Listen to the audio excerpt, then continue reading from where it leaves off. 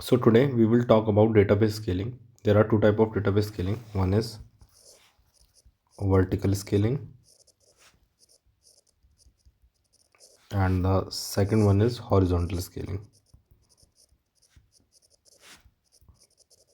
So let's see what is vertical scaling. So this is pretty simple. If you have a single machine and you are adding more power to that machine. So like adding more power. Power in the sense could be anything: CPU, RAM, disk storage, anything to a particular machine. That is your vertical scaling. Okay. So like since there is a single machine, so there is a single point of failure, right? So risk is single point of failure. देखिए, जब भी आप किसी भी system में scaling की बात करेंगे तो आप कभी भी इंटरव्यूअर को वर्टिकल स्केलिंग नहीं कहेंगे, क्योंकि ये तो सबका सोल्यूशन हो सकता है कि आप ज़्यादा पैसे दे के ज़्यादा पावर खरीद लेंगे और उससे चीज़ें स्केल कर देंगे, but there are certain limits to it, right? Since there is a single machine, so there is a like a limit to add power to that particular machine. So this is all about vertical scaling. The second one which comes is horizontal scaling. So horizontal scaling is also called sharding. ये word आप कई बार सुनेंगे system design में. What is sharding? Okay.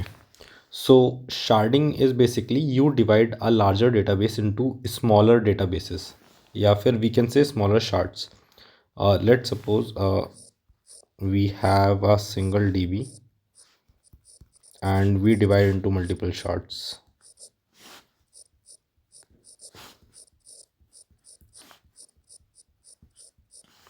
These are shards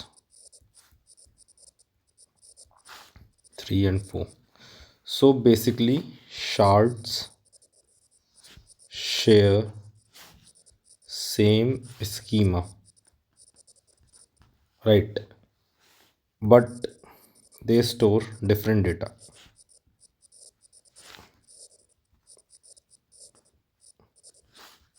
So let me explain this through an example.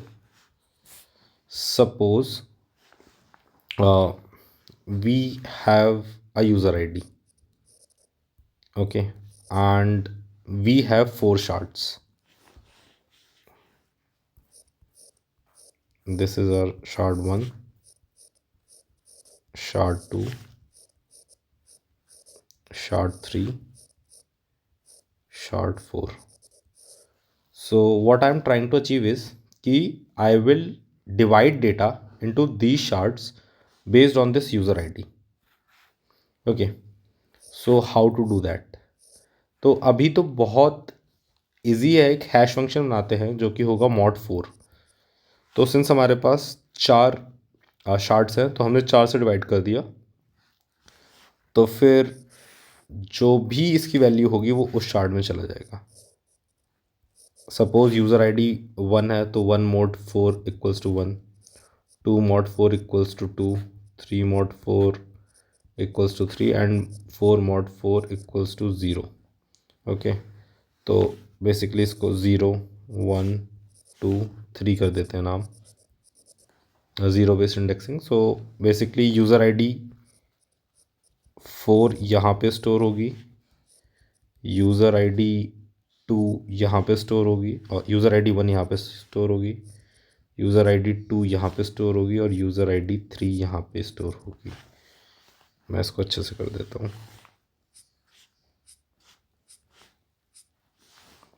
तो ये था 0, 1, 2, 3. तो basically हम एक हैश फंक्शन यूज़ करते हैं डेटा को शार्ट करने के लिए.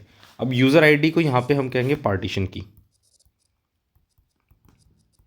पार्टीशन की का मतलब किसके बेसिस पे हम शार्ट कर रहे हैं, किस की के बेसिस पे हम लोग शार्ट कर रहे हैं, या फिर इसको वी कैन से शार्डिंग की और पार्टीशन की, एनीथिंग. तो इसके बाद एक टर्म आता है resharding data. So let us suppose जो हमारी यूज़र आईडी 4 है, जो कि हमारे शार्ड ज़ीरो में स्टोर हो रही है। Let us take an example of shard zero. तो एक टाइम बाद when shard 4 will be at its limit, कि उससे ज़्यादा वो डेटा और नहीं ले सकता, तब फिर हमें कुछ करके वो डेटा किसी और शार्ड में भेजना पड़ेगा।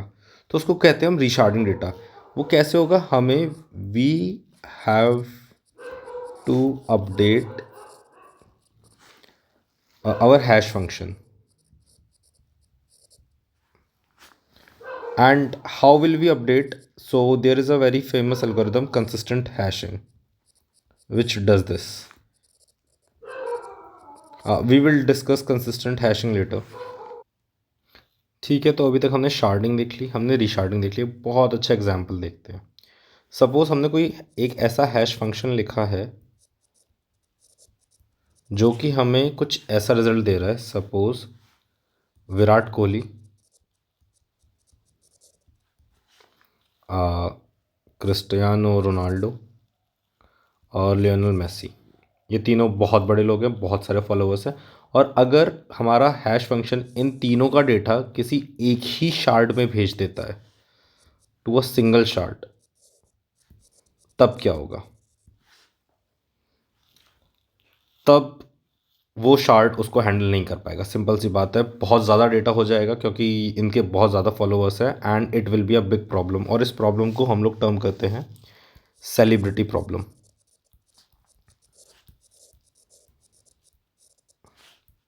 When your multiple celebrities lie in a single shard.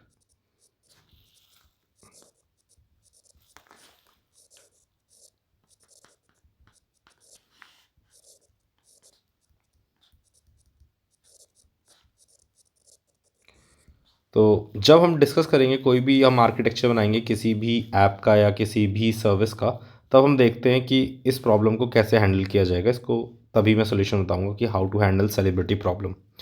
अब हमने देख लिया कि हमने मल्टीपल शार्ट्स बना लिए। बहुत आसान लग रहा है कि बहुत सारे शार्ट्स बना लेंगे and everything would be handled at easy. But जब हमें डेटा रिट्रीव करना होगा, तब हमें एक सिंगल टेबल से डेटा रिट्रीव करते हैं। अगर आपने कभी भी ट्राई किया हो, we use a SQL query to retrieve data from a single database, right. But यहाँ पे तो हमारे पास बहुत सारे शार्ट्स हैं। तो एक्चुअली जॉइन एंड डीनॉर्मलाइजेशन, अगर आपने डेटाबेस के बारे में पढ़ा है, तो we have to denormalize our data, right. तो since the database has been shared into multiple servers, it is hard to perform join operations across the database. Okay, so solution is that we should denormalize the database so that queries can be performed on a single table. Joins are difficult or hard to perform. Okay, तो इसका solution है applied denormalization.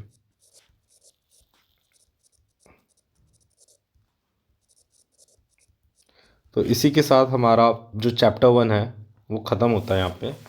तो basically हमने एक single structure बना के देख लिया है कि how does a architecture looks like. अगर मैं आपको दिखाऊं, so like this was our final structure, right. तो जब भी मैं कोई भी प्रॉब्लम सॉल्व करूंगा, आई विल ट्राई कि मैं इसी में अपडेशन करूं, इसी स्ट्रक्चर में अपडेट करूं, ना कि एक नया स्ट्रक्चर बनाऊं। So that now we have a base, right, कि कुछ कुछ ऐसे ही बनेगा चाहे कोई भी प्रॉब्लम हो। लेट्स सी इन फ्यूचर कि हम प्रॉब्लम्स को कैसे सॉल्व करते हैं। तो जो फ्यू लर्निंग्स हैं यहाँ से हमने सीखी है। फर्स्ट थिंग वॉज कि कीप वेब टियर सर्वरलेस। तो आपको याद होगा कि हमने स्टेट एक नो सीक्वल डीबी में स्टोर करी थी, ये वो पॉइंट है। Build redundancy in every tier. Third point was cache data. Then keep static data in CDN, use sharding.